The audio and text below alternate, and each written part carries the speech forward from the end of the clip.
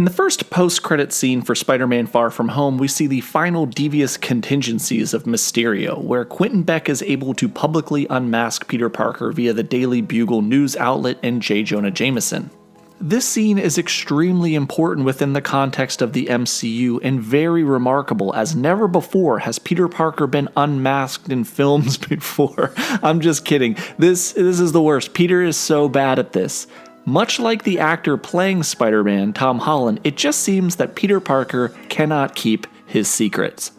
With Peter Parker's secret identity now fully out in the open in the MCU, we thought it would be really fun to take a look at every time Peter Parker had been unmasked in film. And I know YouTube is this weird world where you have to be ultra literal about everything you say in a video, but what I mean by unmasked is, here is basically every time somebody new learns that Peter Parker is Spider-Man. And I'm not going to actually cover every time he takes off his mask. That would be a ridiculous video to make. So I hope you enjoy this because it cracked me up preparing all of this content and realizing how horrible Peter actually is at keeping his secrets on film.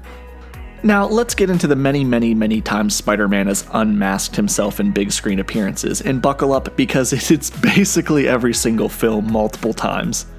In Spider-Man 1, after the murder of Uncle Ben, Peter attempts to track down his assailant. After learning that the man who killed his uncle is the same man he stood idly by and watched rob the wrestling show he had participated in earlier, he decides to, unmask himself for some reason. And you know the story, bada bing, bada boom, a little wrist snap, a little window plunge, and the guy takes Peter's secret to his grave. Next up in Spider-Man 1, while never technically being unmasked, Norman Osborn does eventually deduce the identity of Spider-Man during Thanksgiving dinner. Later on in the film, during their climactic final battle, Peter does take a goblin bomb to the face, where the majority of his mask is blown off. And also in the final battle, we see Peter and Norman both unmasked, fighting to the death. Next up in Spider-Man 2, when Doc Ock robs a bank for money to fund his experiments, Peter arrives to save the day.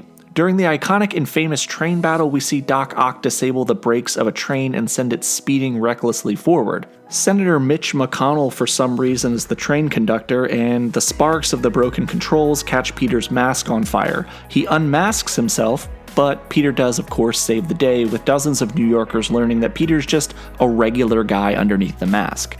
These New Yorkers are quick to attempt to defend Peter, but they're all pretty much immediately clapped by Ock, no diff. Directly after the train, Ock brings Peter's battered body back to Harry.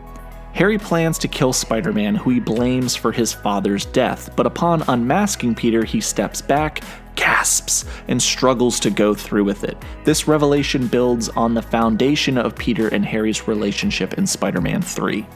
Next up is the end of Spider-Man 2, where Peter stalks Doc Ock via the old sneak electrocution attack, but he's unable to shut down his reactor, which has grown far out of control.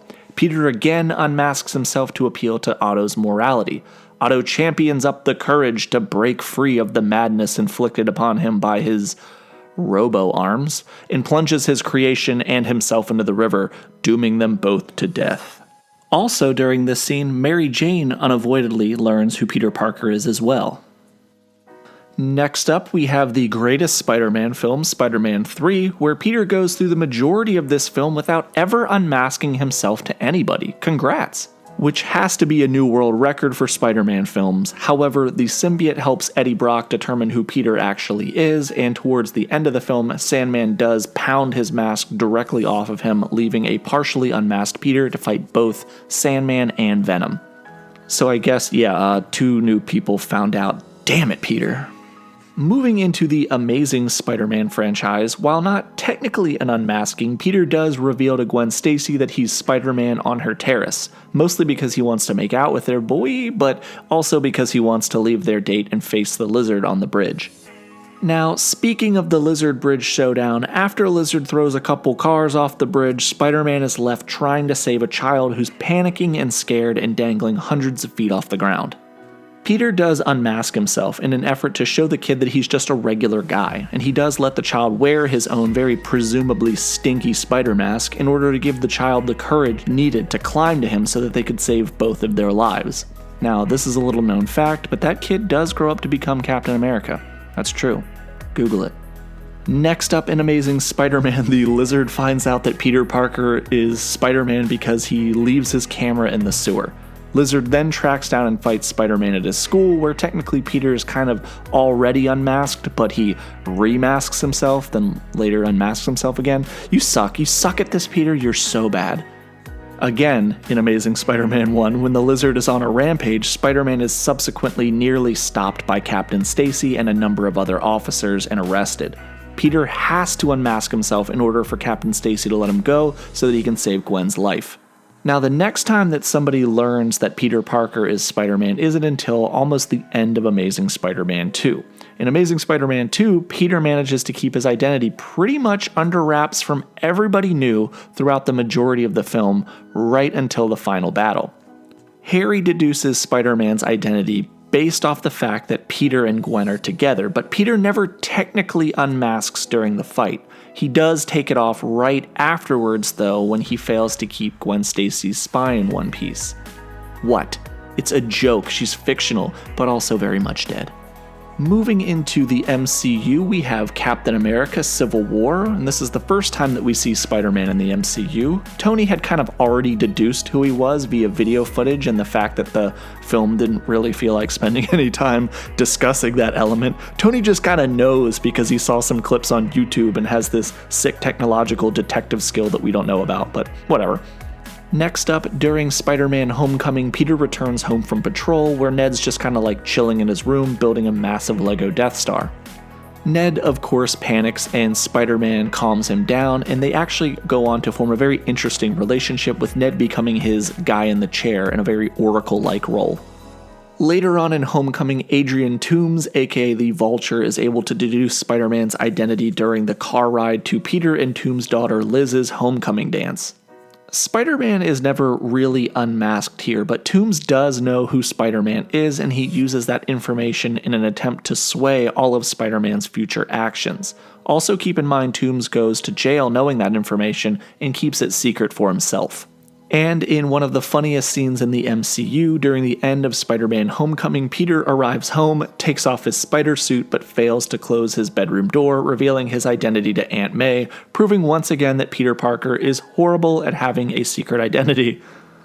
Peter's next scene in Infinity War, where after arriving on Ebony Maw's ship headed towards Titan, Peter unmasks himself to Doctor Strange, leading to some pretty funny banter where Peter doesn't quite understand that Stephen Strange is using his real name. It's also where Spider-Man is formally dubbed an Avenger.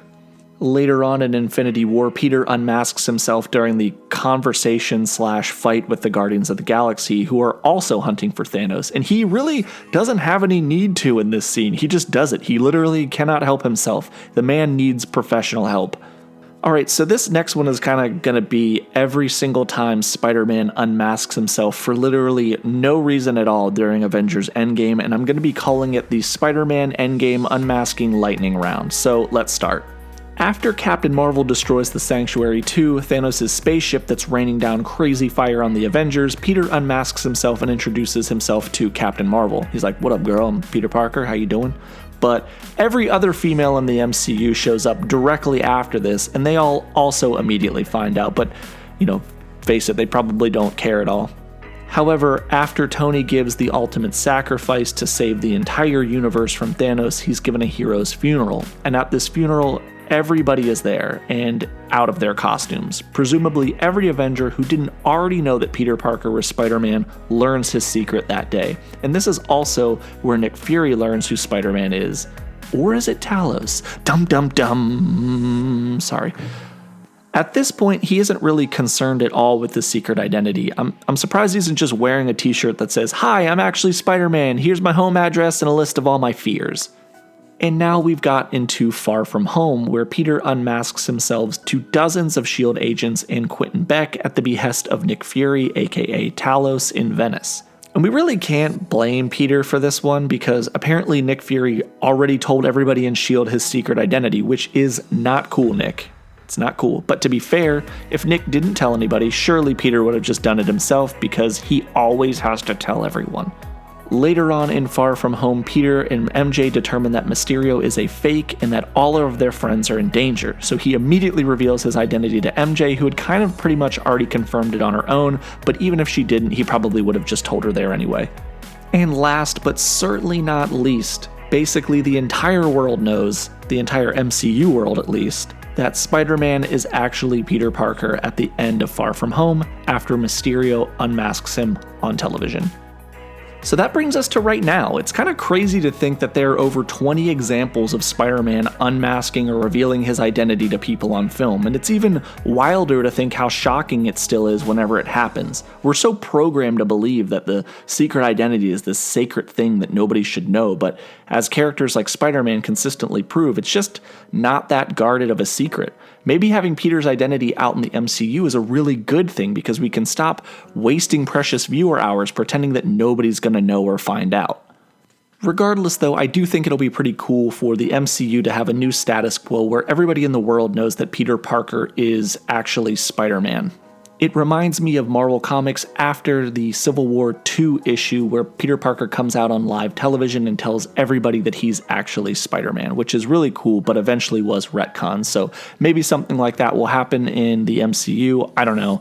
I'm just spitballing. Thank you guys for watching this video, and if there's anything I missed, which is entirely possible, please feel free to let me know down in the comment section, as well as what your thoughts are about Peter Parker constantly unmasking himself to pretty much anybody that will listen to him. This has been Nick with Key Issues, whose secret identity will remain intact forever, unless, of course, you watch our podcast or know me in real life. Crap. Well, I guess that just leaves the motto. Thank you guys for watching, and remember, Spider-Man over everything.